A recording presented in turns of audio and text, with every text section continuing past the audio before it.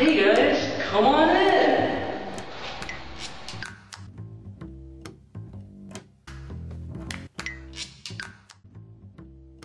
Hello class, thank you for coming today, because today we're talking about the Silk Road. The Silk Road has long proved to be an important path by linking merchants, missionaries, soldiers, and those living on the Silk Road. Goods and ideas were passed along all the way from China and India, through Persia and the Middle East, to the Mediterranean and into Europe. Although there are considerable costs to travel along these trade routes, the profits were huge for successful traders. The Silk Road extended over 5,000 miles and allowed for the spread of resources, goods, and knowledge. It was a major factor in the development within the countries and regions of China, India, Persia, Arabia, and Europe. It was because of the Silk Road that many cities in these areas either succeeded or failed over the course of over 2,000 years. Later, trade between these countries moved to the seas. Sea trade was much faster and cheaper than moving across land, but in many ways was just as dangerous. Sea trade, however, would not prove useful until technological advances allowed for improved shipbuilding and navigation. The Silk Road is one of the earliest forms of globalization. But what exactly does globalization mean?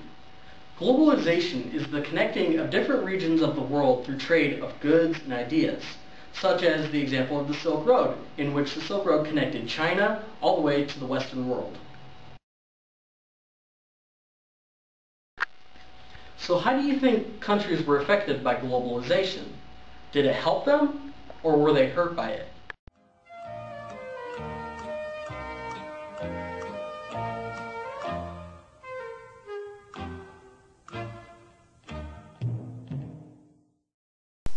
Well, I sure hope you got this one right.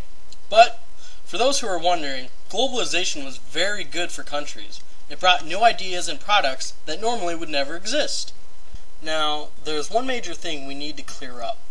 By the name, the Silk Road, you may imagine that it was one road that led from China to the Mediterranean. This, however, was not the case. Instead, the Silk Road is a series of roads and routes that covered a lot of Central Asia.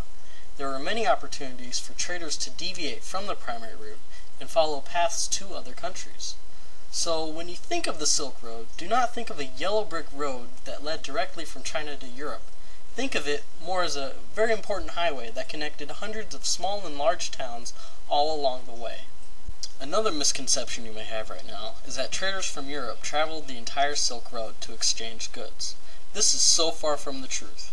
The entire length was over 5,000 miles. And imagine all the cities and towns you would have to stop at to trade. No. This method would be way too expensive and time-consuming to be the case. Instead, merchants would travel a short distance to a town, trade their goods, and then go back to their country. Then those merchants would trade the same goods to the next town. Eventually, after changing hands many times, the item that was originally traded in one part of the world would end up in the other, and that is how it was done. It took the work of many people to move these goods from one end to the other. No single man did this task on their own. Merchants relied on oases when traveling long distances in the desert regions. These oases served as gathering points for many people from across many cultures. Not only did these areas serve as a place for merchants to rest and relax, but also for trading. In these areas, merchants were able to unload their goods. Many oases, due to the amount of trading running through their town, grew and prospered during the high points of the Silk Road. Khiva, Uzbekistan is one such example. This city started as a stop along the Silk Road and soon became a major trading center. Doesn't this city look like it did pretty well?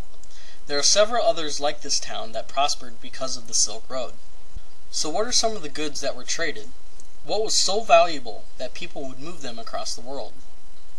China was the only country in classical times that had developed techniques for producing high-quality silk fabrics.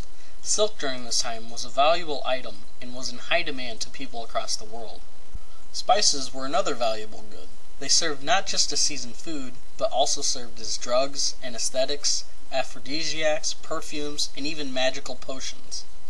Central Asia produced large, strong horses and jade. Horses were very important for transportation and even more importantly for military uses.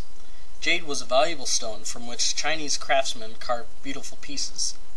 The Roman Empire focused on receiving a lot of raw materials such as gemstones. Their focus was to trade a lot of their finished goods to send back to the East. They produced glassware, jewelry, works of art, olive oil, wine, gold, and silver. We've talked a lot about the exchanges of goods and resources, but one of the most important things moved along the Silk Road was religion. Buddhism, Islam, and Christianity all owe their success in other countries to the Silk Road. Without this mixing of cultures from around the world, these religions would not have grown as much as they have. And that's the Silk Road in a nutshell. I really hope you enjoyed the last 6 minutes and that it sparked a new interest in the topic. Until next time, thank you and goodbye.